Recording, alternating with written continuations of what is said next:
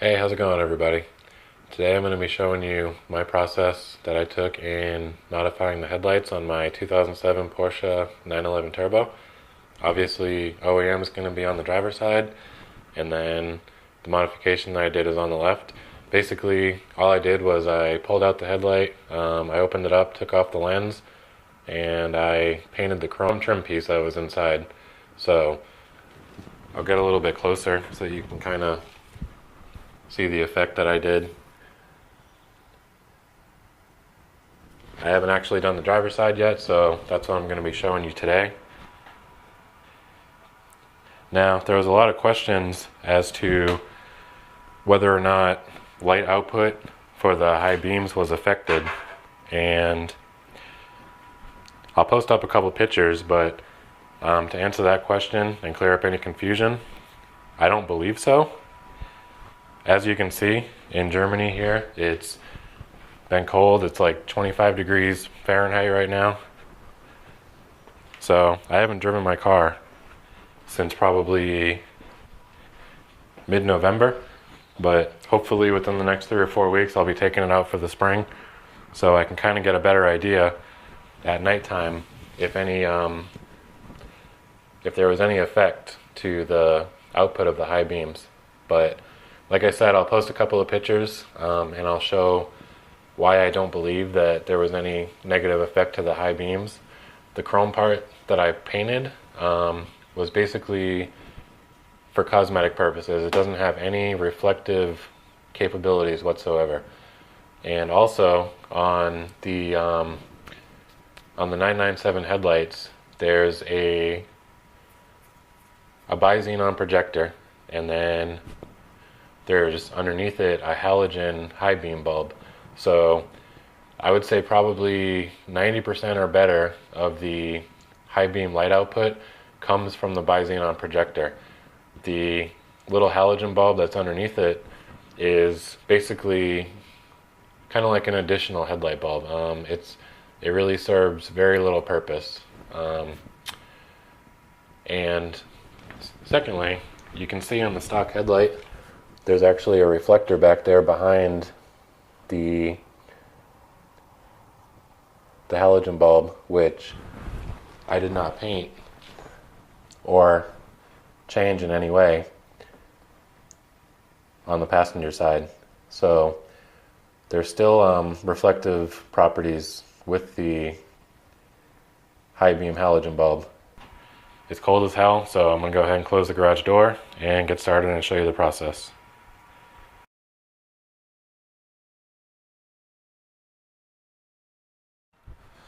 Alright, before we get started, I'm going to go ahead and show you the paint that I used. I have to say, that headlight probably has about 45 layers of paint on it. This was a lot of trial and error. I tried a few different things. First I went with a gloss paint, which I didn't like, and then I decided to go with a matte paint. I thought it looked a lot more professional. It looked better. It looked less cheap. So this is what I use for primer. It's Rust-Oleum flat white primer, and this is what I ended up using. It's just Rust-Oleum high heat barbecue paint. Don't judge. It actually looks pretty good, and nobody will ever know that your headlights were painted with barbecue paint. So trust me on this. This is what I use first. It's Rust-Oleum engine enamel up to 500 degrees, and it ended up looking way too glossy for my liking. So it didn't really coat right. It looked cheap. It started bubbling up. I didn't like it, so I ended up sanding it all down and starting over basically, and then I decided to go with this. This is something that you can use. I didn't. I picked it up just to try it out, and I didn't like the way it looked. But on the headlights, I don't know if you can see them, but on either side of the, maybe this will look a little bit better over here. On either side of the projector, there's like a little clear plastic screen. I ended up painting that with this, but I thought it made it look a little bit too dark, and I wanted to bring a little bit of a lighter color in there. So I ended up sanding that off and buffing it off, and I ended up sticking with the clear look. So there's that. And then I don't know if you noticed earlier, but I painted the headlight washer nozzle in black as well. I actually used this here for that, so it's a little bit glossy. I don't like it. I just tried it out, so I'm actually going to change that. And I picked up this on eBay. It's basically Arctic White spray paint. So I'm not sure how well it'll match the paint, but I'm going to do the headlight washer nozzles in Arctic White to match the body of the car. And then obviously here, this is what I use to reseal the headlight. It's just windshield sealant. So I picked this up on Amazon. It was about 20 bucks. And there's plenty there to do both headlights. I used maybe a quarter of it so far on the first one. And then of course, when you break stuff in your headlight, we got crazy glue to glue it back together. Again, don't judge me. I'll show you what I mean later. Hopefully I won't break anything this time, but we'll see.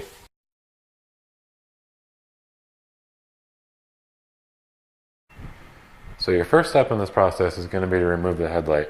To do that, you need to grab the headlight removal tool, which is underneath this carpet piece. So just pull that out, set that aside. Grab this guy right here, open it up,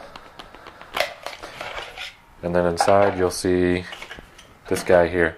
This is what you're going to need to take out your headlight. So once you have this guy, the first thing you're going to do is unscrew this piece right here on the side carpet, this little plastic screw, and then you're going to peel this carpet piece back, which is going to give you access to this rubber plug here. You're going to pull this out, set this aside, and then this hole is where you're going to stick this so that you can take your headlight out. So it's kind of difficult to get it in there. You just push it in and then it's kind of by feel, but basically there's going to be a receptacle for this piece right here that takes a little bit of feel to get it, but you'll be able to tell once it's in there.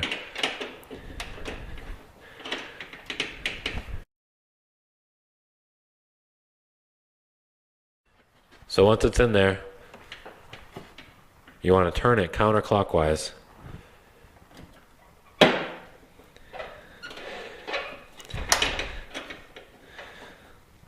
And then you're going to see that the headlight's going to pop out at the bottom. So as you turn it counterclockwise, grab it underneath and then kind of pull it like so. And then you're going to turn this back once you get it about halfway out like that. Turn it back the way you came from, and then the headlight should just slide out.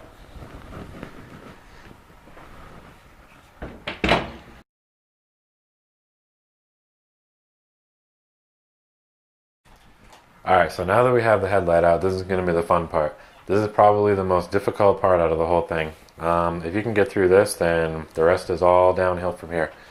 So in order to remove the interior parts, you need to take off the lens cap. So the first thing you're going to do is there's a rubber kind of gasket that goes basically halfway around from there over to the other side. And it's just kind of held on by these little tabs here. So being careful that you don't rip the rubber, you're just going to pull it off of each of the tabs like so.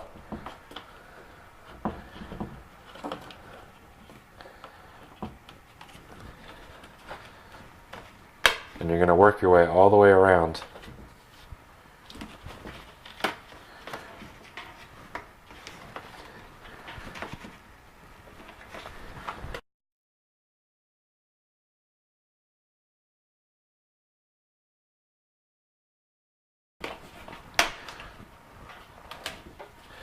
And then eventually,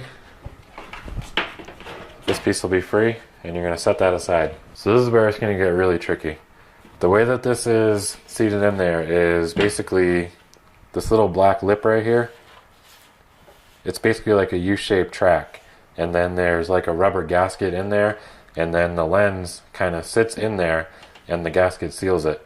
So for this process, it's going to require an X-Acto knife of some sort and an oven and a little bit of heat and a lot of force by hand to actually separate this.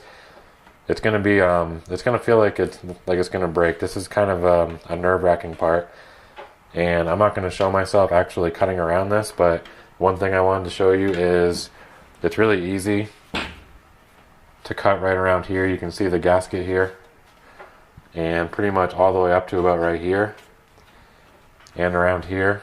But when you get up to the top right here, it's pretty difficult to get a blade in there. So you won't really be able to cut around here too well, but basically the idea is to cut as much of the rubber gasket as you can. And then that way when you put it in the oven, it's going to be about 200 degrees for about 5 to 10 minutes, and then it'll actually heat it up, and you can actually pry it off with your hand starting from the bottom and then kind of work your way up. So I'm not going to show the whole process here, but I just want to kind of show you what I mean. So just take your knife, start from down here, and this rubber gasket, you're just going to press in, and you're going to work your way down. And be careful here on this part that you don't scrape this paint off with the knife, because that's actually what gives this part the color. So if you scrape right here too far, then you'll actually be able to see it through here. One other thing to pay close attention to is this little piece right here. It's kind of like a little tab that goes from the housing, and then there's like a little piece that goes up into it from the lens. So you need to kind of pry this up before you can take the headlight off. So you want to do that before you put it in the oven. And you might end up breaking this. If you do, it's honestly not a huge deal. I broke mine on the other one, so I'm going to try and do it without breaking this one. I'll see if I can. If not, then like I said, it's not a huge deal. It actually really serves no purpose in sealing the headlight. Alright, so this next step you might want to do when your wife's not home. She might get mad if she sees you putting car parts in the oven, and I don't know. That's your business, but my wife's not home right now, so I'm taking advantage of that. So what you're going to do is you're going to set the oven for about 200 degrees Fahrenheit. Obviously, Germany, Celsius, conversions, yay. So I'm at about 100 degrees Celsius, which is about the same. And you're just going to stick the headlight in.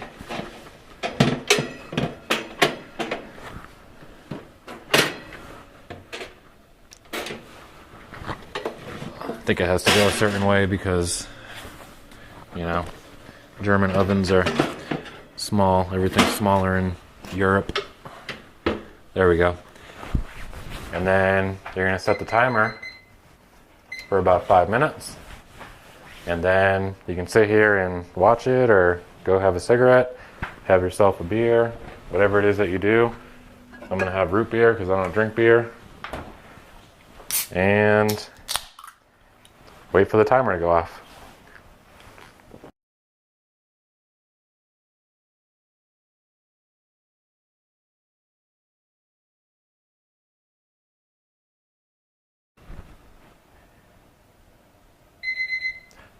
She's done.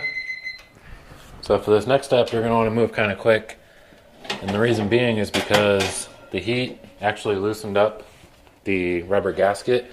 And the more you let it sit, the more it's going to cool, the more it's going to harden, the harder it's going to be to get apart. So what you're going to want to do is basically start from the bottom and pry the lens away with your hands. It's going to take a lot of force. You may have to put it back in the oven. You may have to take your knife and cut around a little bit more. But eventually, after several minutes of struggling, it will eventually start to pry away, and you can kind of peel it off. Now, one thing that definitely helps that you might need to do is take a screwdriver and kind of work your way in here and then pry it. And you want to be careful that you don't crack the lens or the plastic housing, but eventually it'll start to back out of the track like that, as you can see. And then at this point, it might be beneficial to put it back in the oven to heat up the rubber gasket a little bit more. And then eventually this will peel away enough that you can get your hands in there and pry it out by hand. 5 more minutes in the oven.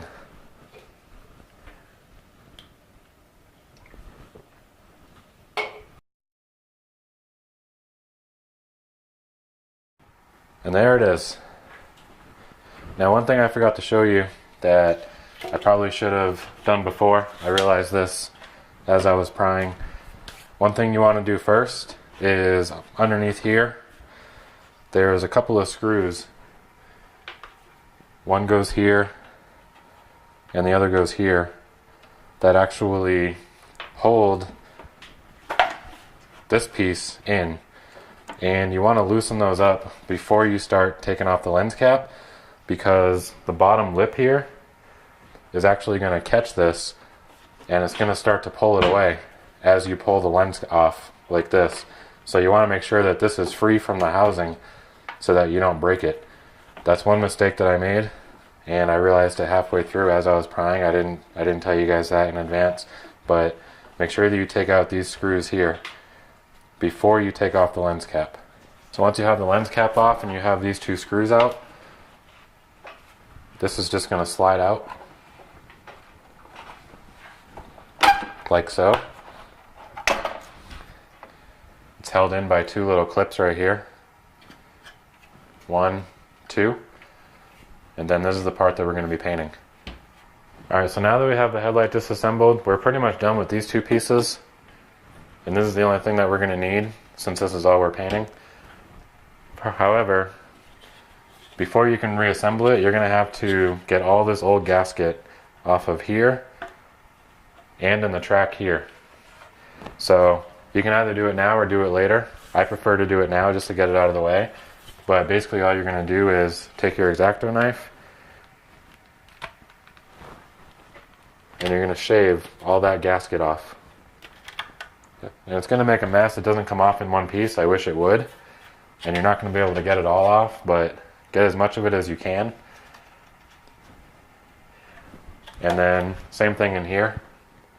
You're literally just going to go around and take your X-Acto knife and just shave all that old rubber gasket out of there.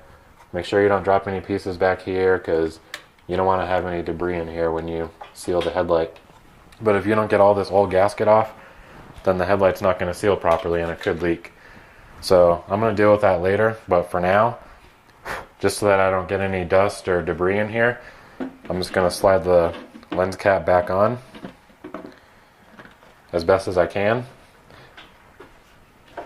And then I'm going to set the headlight aside for now. And then this is all we're going to be working with for the majority of the rest of the video. And one more thing I want to note real quick before I move on and forget to tell you. The screws that hold this in at the bottom of the housing aren't ordinary screws. They're T20 screws. I'm not sure exactly what they're called, but you're going to need the bit that has the hole in the end of it. I don't know if you can see it, but there's like a little dimple that comes up in the middle of the star. So a regular T20 bit won't work. You're going to need the one that has the hole in it so that it'll slide in there past the dimple.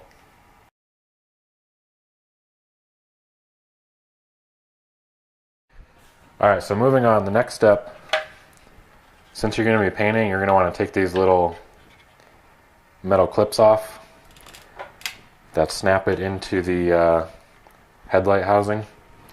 If you need to, just use a little pressure with a flathead screwdriver and it should pop right off. Set those aside.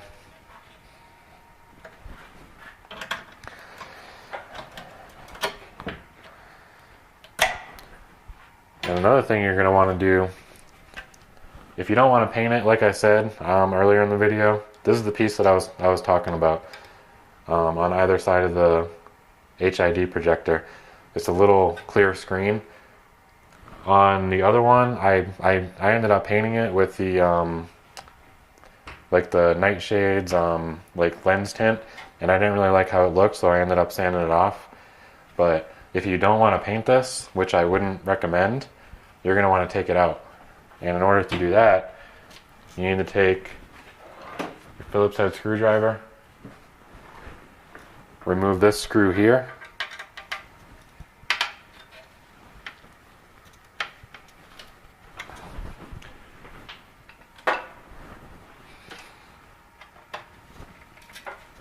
if I can do it without stripping it.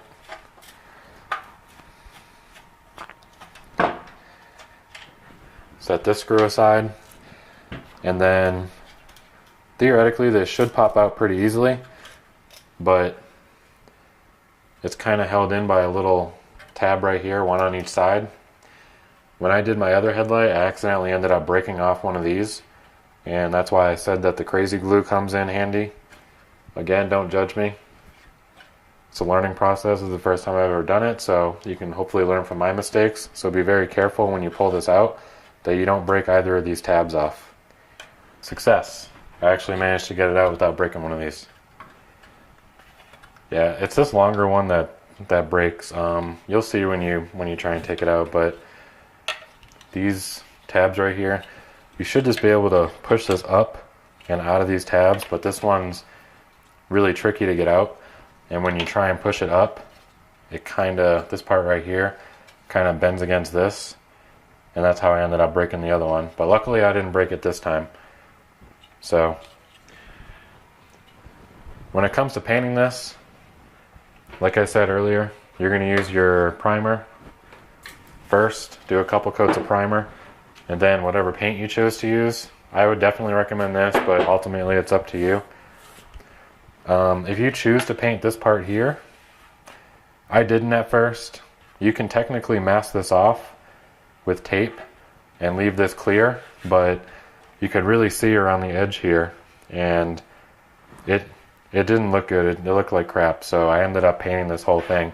I don't think it affects anything. I don't think you can even really tell if it's painted or not once you look inside the headlight, but I would just recommend spraying the entire thing. Don't worry about masking this off. It's up to you, however you want to do it. Also, you can leave some chrome in here if you want to mask this part off. You can technically do that, but I just painted the whole entire thing. It was a lot easier, and I don't think it looks too bad, but like I said, it's up to you guys. Real quick while we're waiting, I just wanted to show you guys this. If you remember, I said that I painted my headlight washer nozzle black, which I was planning on doing the same color as the car. So while I was waiting for the primer to dry, I went ahead and pulled the black one off that I already painted on the passenger side, and I sprayed it with the Arctic Silver spray paint that I bought off of eBay. And I wanted to kind of show you guys real quick how it turned out. So basically, it looks like the color match might be pretty decent, but I can already tell the way it's drying that there's not much of a shine to it. So I'm probably going to go ahead and buy some clear coat spray paint, and I'm going to go ahead and spray that with a couple coats of the clear coat, and then hopefully it'll look a little bit better. It's drying pretty decent. I can tell that it's going to be a pretty decent paint match for, you know, some spray paint that you bought for $20 on eBay. It's supposed to be matched to the color of the car. It's actually L92U Arctic Silver spray paint, so the color code's supposed to match. It's not just silver spray paint. I don't know exactly how close it's going to be. I'm guessing it's not going to be a perfect match, but it's only a little headlight washer nozzle, so it's not a huge deal as long as it's relatively close. I mean, all right, so we're finally painted and we're about ready to put the headlight back together. I had a lot of issues with this one, and I wanted to go ahead and make a couple notes after the fact. I didn't have any issues painting the passenger side, but the driver's side gave me a lot of troubles. So now that I'm a little bit wiser and you guys can learn from my mistakes, I just want to say I didn't show it in the video, but it's important to go ahead and do a lot of good prep work on this. Basically, my issues were I got the whole entire thing painted, but there were a couple small areas that the paint was kind of wrinkling. So what I did was I tried to save it without having to repaint the whole thing, and I ended up sanding down a couple areas and respraying it, and then another area would wrinkle, and then I would sand that down and then clean it real well and then paint it, and then it would just wrinkle again, and then another area would wrinkle, and eventually the whole entire headlight had these areas on it where the paint was wrinkling, and you can kind of see a little bit of it right here, which I'm not too worried about because you won't see that when it's installed. But I finally, after basically sanding down the whole thing 4 or 5 times and cleaning it with rubbing alcohol and trying different types of paint and basically redoing the whole entire thing 5 or 6 times, I finally got it to a point where I'm happy with it. So I'm going to go ahead and not mess with it anymore before I mess it up again and get even more frustrated and have to start all over. So like I said, I didn't show it in the video earlier, but it's best, instead of just going at the chrome with the primer and the paint, to actually, I would recommend sanding it down with probably at least 320 grit.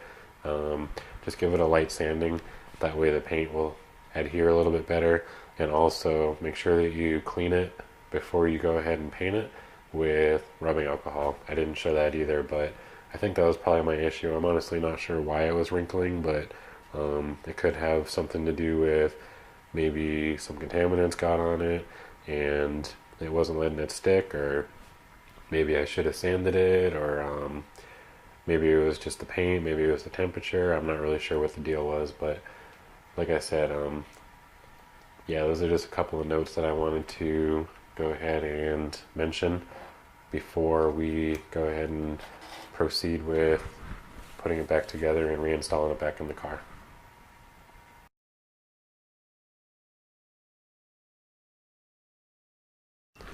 So now that we're ready to start putting it back together, a couple of real quick things I wanted to mention. Like I said earlier, you want to make sure that you get all the old rubber gasket out of the groove here, and also off of the lip of the lens.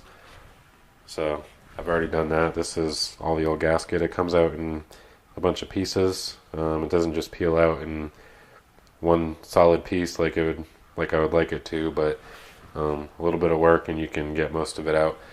And then what else? I'm sure you're probably going to get a bunch of debris and dirt in here. So before you go ahead and seal it back up, you want to go ahead and make sure that you clean the inside of the lens with hot soapy water, and then dry it real well with a microfiber towel, and go ahead and wipe it down with some rubbing alcohol as well.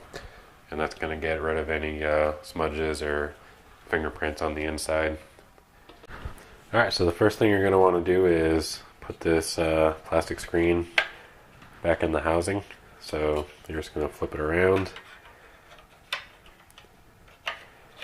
and very carefully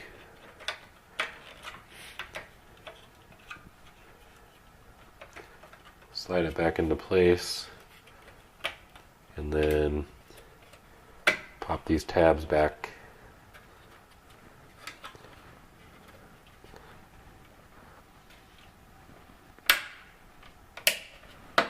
Like so. And then you're just going to grab your screw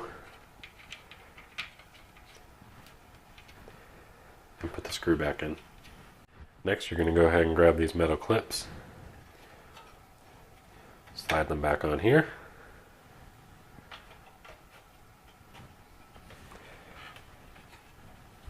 and then you're just going to go ahead and slide the housing back in, and then these clips are just going to pop in these slots right here.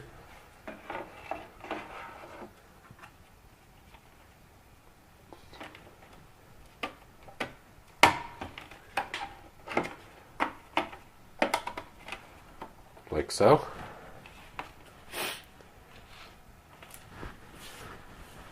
And then you're going to flip it over and pop these these screws back in the bottom.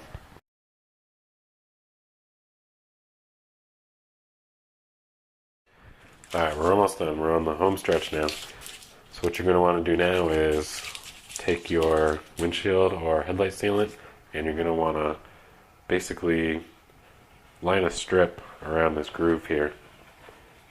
And then we're going to take the lens cap and we're going to press it back on.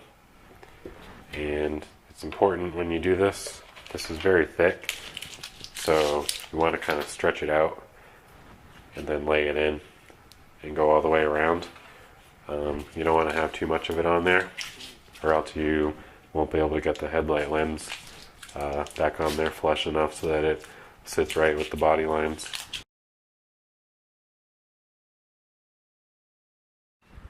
And there she is. She's back together. I didn't show putting the lens cap back on because it's kind of a pain in the ass, so I didn't want to sit here struggling trying to put it back on while I was trying to film.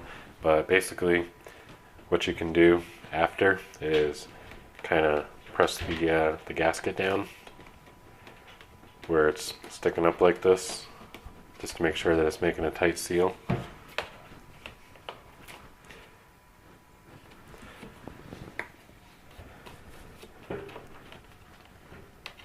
And then the last step, of course, is to put this seal back on. And of course that's just going to go like so. And then you're going to reattach it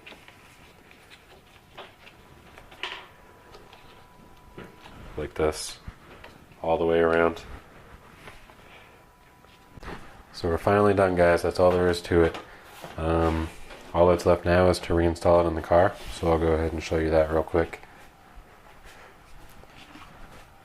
Basically what you want to do is have your headlight removal rod in place, and then there's going to be a couple of basically little tabs here that are kind of like tracks. There's 4 of them total, 2 on each side, and you want to slide them into this groove here. I don't know if you can see it, and they kind of slide along these tracks here.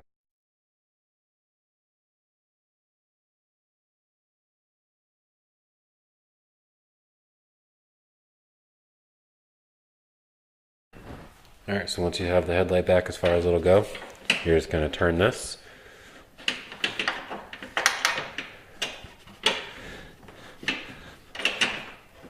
And it's going to pull the headlight in place. And it's going to feel like it doesn't want to go anymore, but you want to turn it until you hear a loud pop. Like that. You want to make sure that you hear that audible click, or else it means that the headlight's not locked in place. Once you hear that, it's going to sound like you broke something, but it's totally normal. That means that the headlight's locked in place. Then you can pull out the tool and put it back in its home. Put this back together, and then you're all done.